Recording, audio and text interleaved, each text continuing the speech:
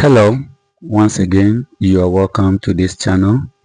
And today, as I promised in the previous lesson, we'll be looking at some literary devices in She Walks in Beauty by Lord Byron. As a summary, She Walks in Beauty is a poem that describes the perfect beauty of a woman that the poet saw. Now, today, we'll look at some devices that he was able to use or he is able to use to describe this perfect beauty.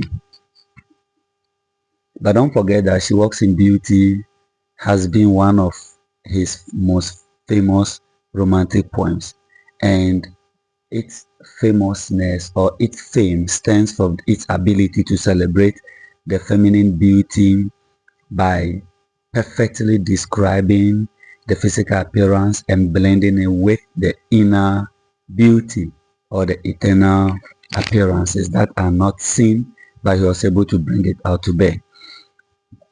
If you look on the screen, the first literary device that I want to look at is simile. Now I have some examples. So Byron introduced the poem or opens the poem with a striking comparison. She walks in beauty like the night of cloudless climes and starry skies. So comparing her movement in beauty to a clear or a plain night that is full of stars. It's, when the night is clear, it's calm or it's calm and beautiful. But when it is clear and has stars, it becomes exceptionally beautiful.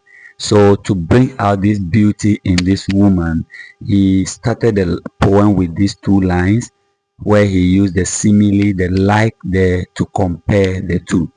And this has been able to bring out calmness in the night, the starry night, harmony between her beauty and the night, and how radiant or how brightly she shines whilst walking in beauty.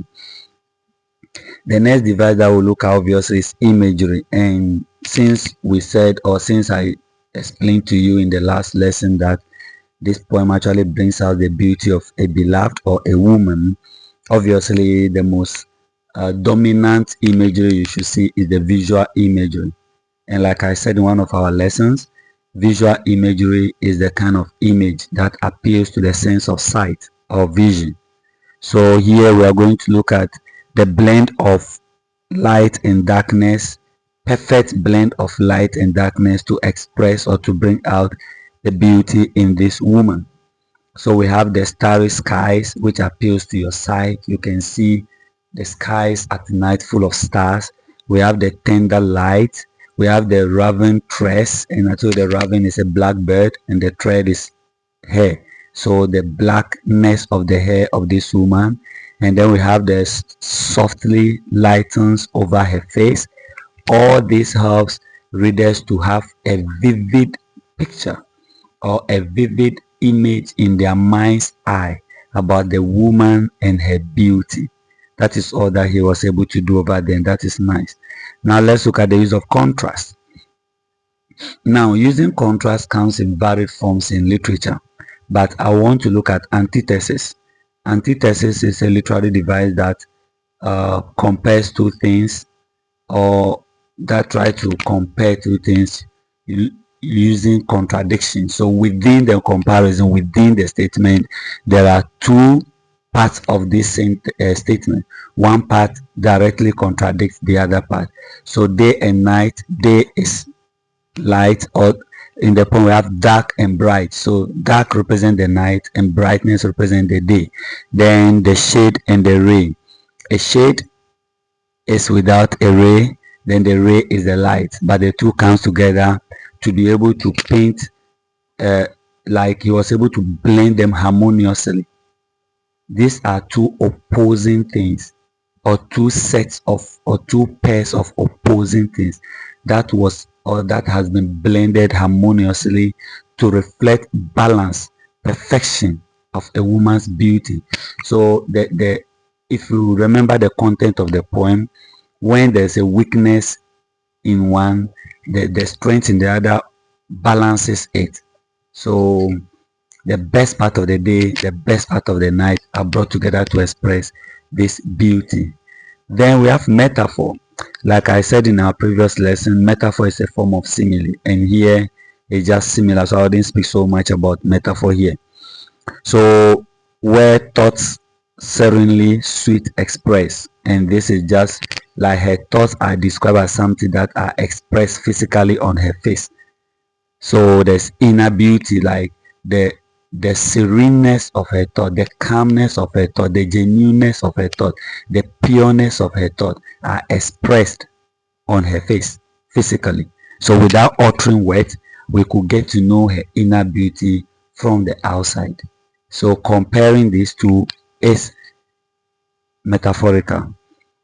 Alliteration. Alliteration is a form of repetition.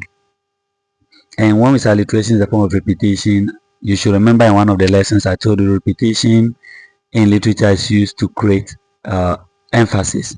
So we repeat for emphasis, and we have different types of repetitions. We have alliteration, we have to do the repetition of consonant sounds, usually at the beginning of words in a sentence. Usually, not always. We have consonants as a repetition of consonant sounds that could be found anywhere within the word in the sentence. We have assonance, which has also been used in this poem heavily as a repetition of vowel sounds, usually within the words in a sentence. We also have refrain, or we have anaphora, which has the repetition of the same words, usually at the beginning. Now back to alliteration. So the poet has been able to use alliteration, or has been able to repeat some consonant sounds to enhance the poem's smooth flow, and also add a kind of rhythm or musical tone to the poem. That's one thing you should always know. Alliterations and assonances have a way of adding musical tones. A quick one. Repetitions go beyond the ones I mentioned. We have cacophony, we have euphony. Maybe one day I'll have to explain some of those things for you to understand. Or I pray we encounter a poem that contains these devices. So we have on your screen, you can see cloudless climbs. So the beginning sounds are sounds. And we have starry skies, and day denies, d. So k, and d are all consonant sounds that have been repeated to add a kind of rhythm to the poem and also ensure a smooth flow.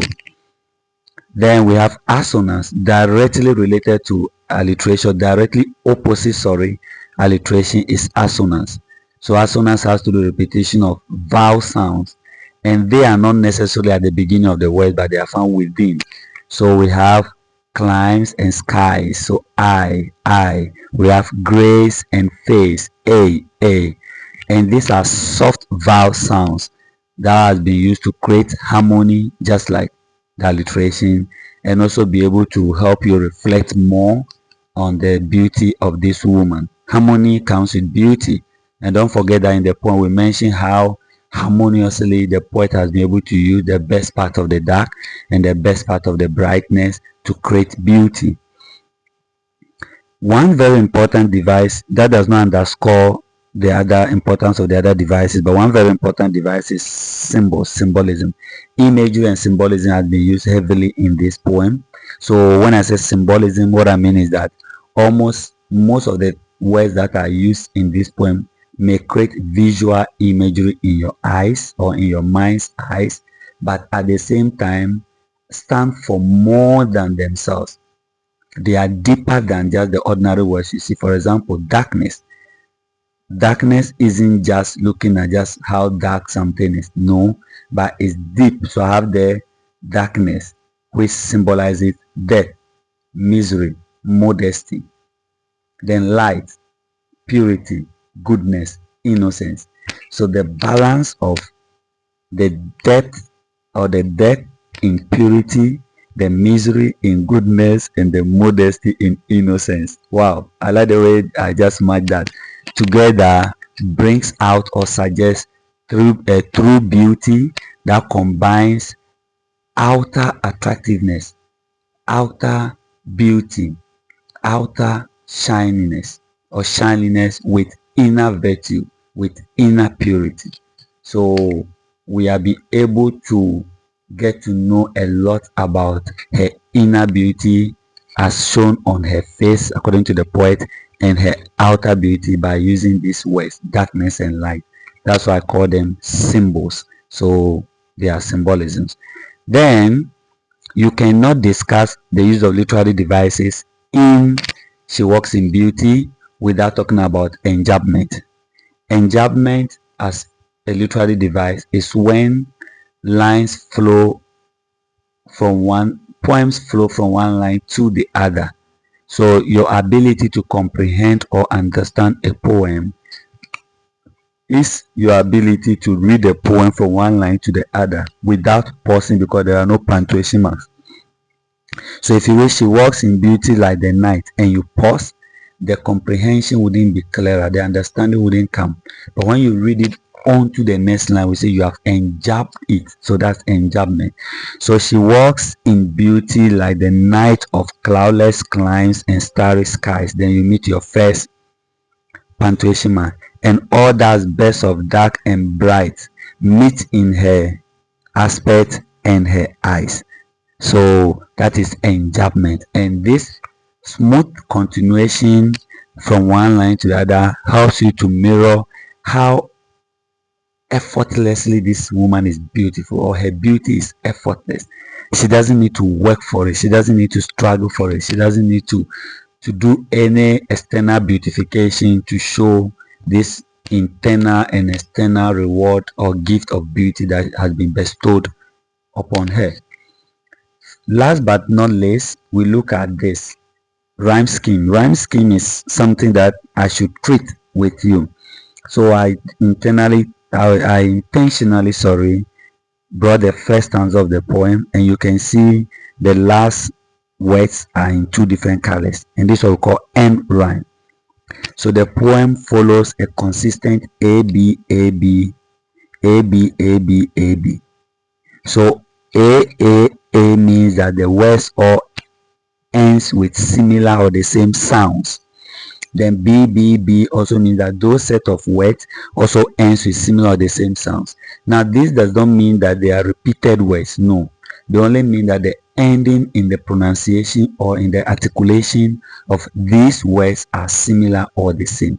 So night, eyed, bright, eyed, light, eyed. Even though night, bright, and light are three different words, the end sounds are the same. Eyed, eyed, eyed. So we call them A. Skies, eyes, eyes, eyes, denies, eyes. So skies, eyes, denies might be three different words or are three different words, but their end sounds are the same. So when you are writing the rhyme scheme of a poem, you have to pay attention to the similarities in the end sound. That's if you are writing end rhyme. And usually with poetry, if you are analyzing or appreciating a poem, usually we do the end rhyme. So when you hear rhyme scheme of the poem, we are making reference to the end rhyme. If it is not the end rhyme, they will ask you internal rhyme, alternate rhyme. There are different types of rhyme schemes that you could encounter. So night is A, skies is B, because skies and night do not sound the same. Now if the next word on the third line were to sound differently, it would have been C. But because it has the same end sound as night, we repeat the A again. So it becomes ABA. The eyes and skies have the same end sound, so it also becomes B. Then light, which also sounds the same as the A there, bright or night, so it becomes A again. Then deny is B. So we have AB, AB, AB. That is the rhyme scheme of this poem. And if you follow the entire poem, you are going to get either the same or similar rhyme schemes. And these rhyme schemes are very important because they are not just there for being their sake, but they reflect regular structure of the poem, which reflect order, balance, harmony, perfection, beauty, and mirrors one of the themes, that is the theme of perfection in the poem. So all in all, today these are some of the literary devices that you can identify when you read She Walks in Beauty. Tomorrow we'll look at the themes in the poem. See you next time. Bye bye.